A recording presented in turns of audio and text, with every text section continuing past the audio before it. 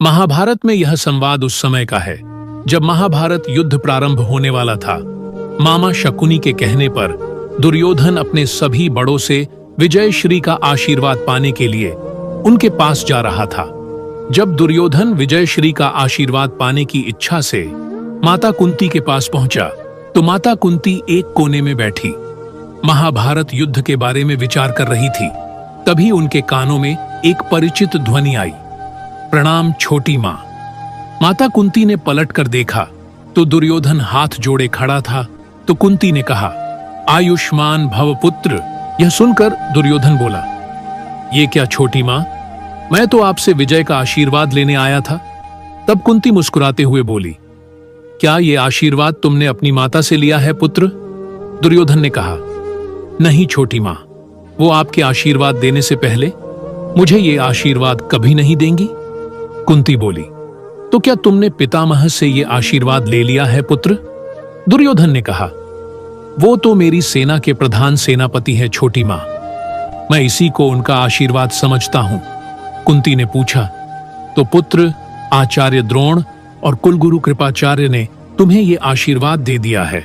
दुर्योधन ने कहा, वे दोनों भी मेरी सेना के सेनापति में से ही हैं। तब कुंती ने पूछा, और विदुर से पुत्र?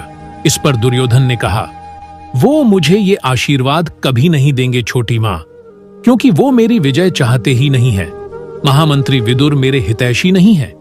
छोटी मां, क्या आप भी मुझे काका विदुर की भांति विजयश्री का आशीर्वाद नहीं देंगी? तब माता कुंती कहती है, हे पुत्र, विदुर को तुमसे कोई व्यक्तिगत आपत्ति नहीं है, लेकिन हां, यदि तुम हस्तिनापुर के विरोधी हो तो फिर वो तुम्हारा साथ कभी नहीं देने वाले, क्योंकि उन्होंने अपना संपूर्ण जीवन हस्तिनापुर की सेवा में ही लगाया है। वे हस्तिनापुर के हितैषी हैं पुत्र, और तुम्हारे भी हितैषी हैं पुत्र। बड़े यदि किसी भूल पर टोके तो उनकी ओर से मन मैला नहीं करना चाहिए।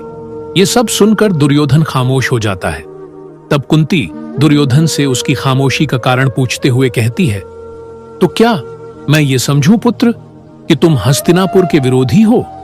तब दुर्योधन कहता है, हस्तिनापुर तो हमारे राज्य की राजधानी है छोटी मां, तो मैं भला उसका विरोधी कैसे हो सकता हूं? तब कुंती कहती है कि हस्तिनापुर केवल राजधानी नहीं है वत्स, ये नगरी तुम्हारी ज्येष्ठ माता है पुत्र, उसे केवल राजधानी समझने की भूल न करो। इस नगर के द्वार पर माथा टेक कर विजयश्री के आशीर्वाद की भीख मांगो, लेकिन हे पुत्र, तुम्हारी छोटी मां के पास तुम्हारे लिए यह आशीर्वाद नहीं है। तब दुर्योधन कहता है, तो इसका तात्पर्य मैं ये निकालूं छोटी मां कि आप मेरी विजय नहीं चाहती? तब कुंती कहती है, मैं तो अपनी आंखों में आंसुओं को रोके हुए विजय और पराजय के बीच में खड़ी हुई हूं। पराजय चाहे जिसकी भी हो पुत्र, मुझे तो रोना ही है। मैं तुमसे प्रसन्न नहीं हूं, किंतु मैं तुम्हारा शव भी तो नहीं देखना चाहती, इसीलिए लंबी आयु का आशीर्वाद दिया था।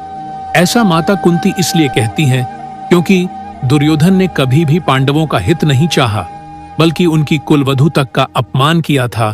कुंती आगे कहती हैं, यदि तुमने युद्ध करने की ठान ही ली है तो जाओ पुत्र, तुम्हारी छोटी मां का आशीर्वाद तुम्हारे साथ है।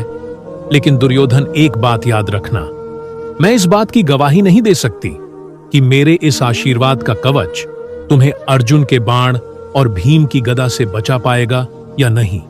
यहां कुंती ऐसा इसलिए कहती है क्योंकि एक मां भले ही अपने पुत्रों को उनकी गलती पर माफ कर दे, लेकिन एक पति अपनी पत्नी का अपमान करने वाले को कभी नहीं छोड़ेगा। यानी भीम और अर्जुन दुर्योधन के साथ युद्ध भूमि में क्या करेंगे, इसका दुर्योधन को अंदाजा भी नहीं था। मित्रों, ये छोटा सा प्रसंग हमें बहुत बड़ी सीख देता है।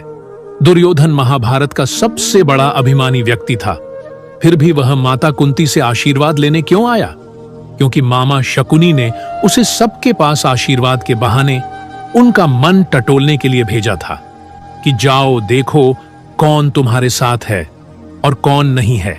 लेकिन यह प्रसंग एक बात तो सिद्ध करता है कि बड़ों के आशीर्वाद में बहुत ताकत होती है। पांडवों को सभी ने विजयश्री का आशीर्वाद दिया था, लेकिन दुर्योधन को माता कुंती के अलावा किसी ने भी विजयश्री का आशीर्वाद नहीं दिया था। ये कुंती का बड़प्पन था, लेकिन आशीर्वाद फलीभूत होगा या नहीं, यह आपके कर्मों पर ही निर्भर करता है। पांडव हमेशा से धर्म के पथ पर थे, इसलिए वे विजयी रहे, और दुर्योधन आरंभ से ही अधर्मी था, इसलिए उसे माता कुंती का आशीर्वाद भी नहीं बचा पाया। यहां शकुनी की कुटिलता भी दिखती है। उसने जानबूझकर दुर्योधन को उसके सगे संबंधियों के पास भेजा, ताकि उसके मन में घृणा और बढ़ जाए और वो युद्ध में उन पर बिल्कुल भी दया न दिखाएं, ताकि हस्तिनापुर का विनाश हो सके, जो उसका परम उद्देश्य था। तो दोस्तों, ये था माता कुंती और दुर्योधन के बीच संवाद।